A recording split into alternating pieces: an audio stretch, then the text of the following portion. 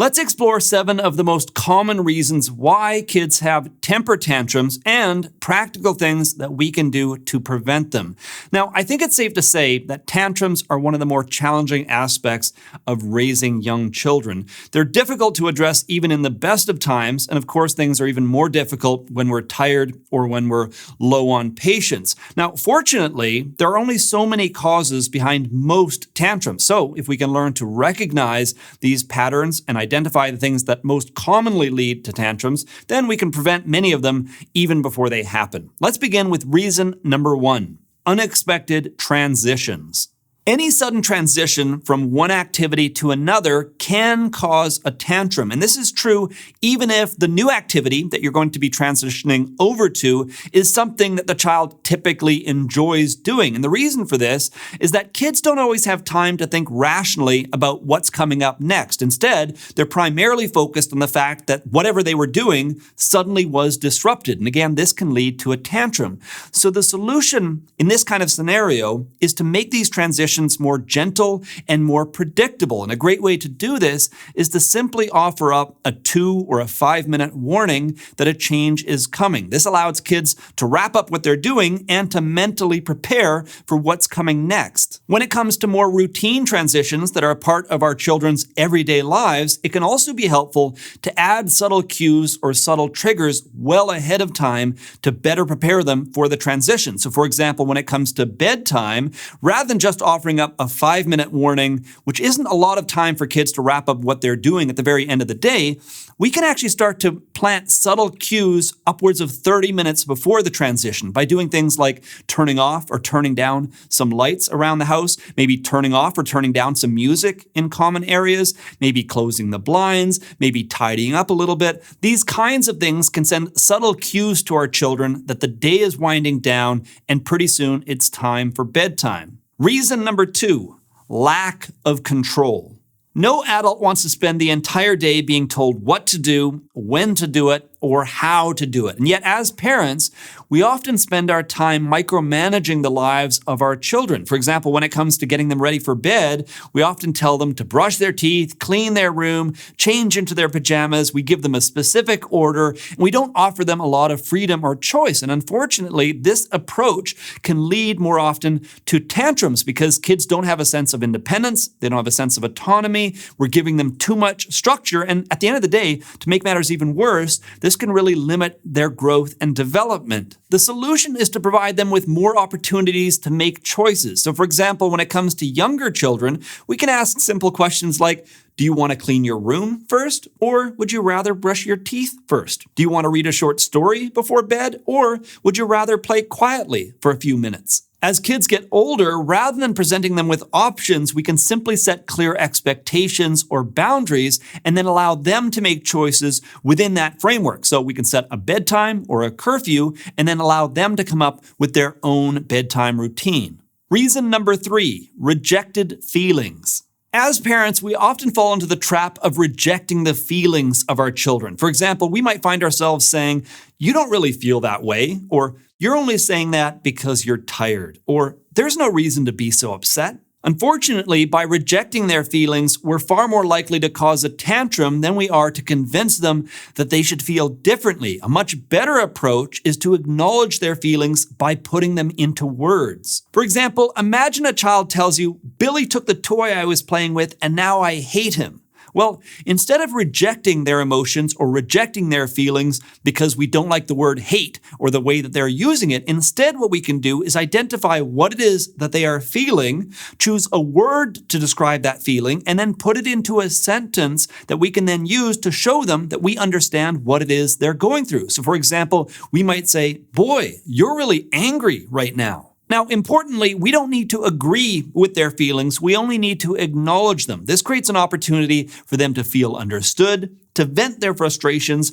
and to come up with potential solutions. If you're interested in learning even more about how to best acknowledge a child's feelings, then I do recommend that you check out my video summary of the very popular parenting book, How to Talk So Kids Will Listen and Listen So Kids Will Talk by Adele Faber and Elaine Maslish. I'll link that up for you at the end of this episode as well as down in the episode description box. Reason number 4, sudden hunger.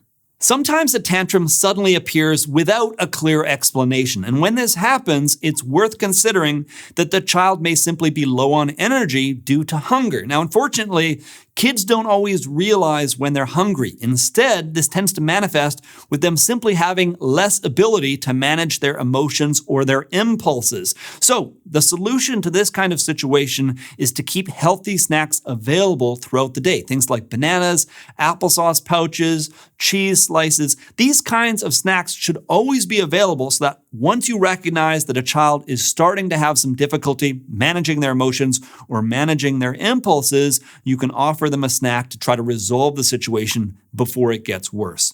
Reason number 5, feeling tired.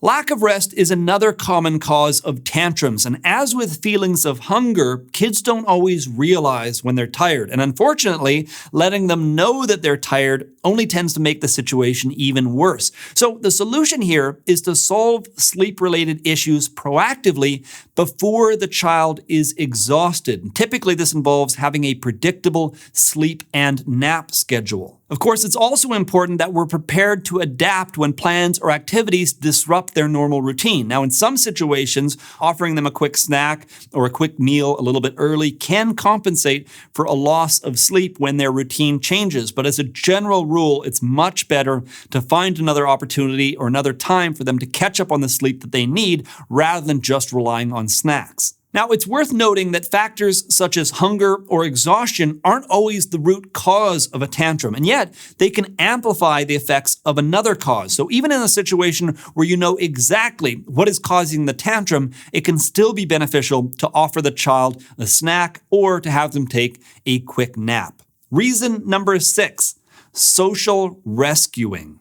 Some tantrums are the result of negative interactions with other kids. Now, these kinds of situations are largely unavoidable, yet there's a right way and a wrong way to handle them. The right way can actually make it less likely that kids will have tantrums in the future, while the wrong way can actually increase the likelihood that kids will continue to have tantrums. As a general rule, it's best to allow kids to resolve most conflicts on their own. That way, they have the opportunity to learn how to manage social interactions, deal with their feelings, and resolve minor disagreements with other kids. So, unless the child is in immediate physical danger, avoid the temptation to intercede. Otherwise, kids can develop a habit of having a tantrum simply as a means to pull you into the situation so that you resolve it for them. And of course, over the long term, this can prevent them from learning how to resolve these kinds of conflicts on their own. Reason number 7, tantrums are rewarded.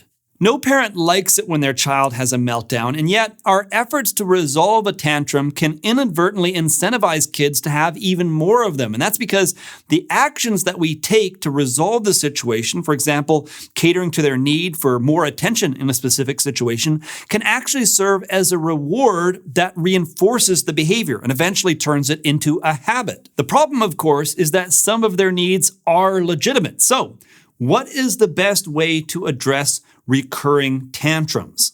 Well, if the need is legitimate, then the best solution is to resolve the issue before it causes a meltdown. So, some of the examples that we covered earlier, if a child is routinely hungry around 11 a.m. in the morning and this causes a meltdown, then we can make a habit of serving them a snack around 10:45 to prevent that from ever happening. And likewise, if they have difficulty at bedtime because of a lack of control and too much structure, then we can make a habit of offering them choices for their bedtime routine to resolve the issue before it causes a tantrum. Now, if the need is not essential, then we must avoid the temptation of jumping in to help until the tantrum has resolved. And this is very important because we need to break the association between the tantrum itself and all of the behavior associated with it and the reward of having us step in to resolve the issue. Because if those two things are linked, then kids think that the tantrum is necessary to have the situation resolved. Whereas if we wait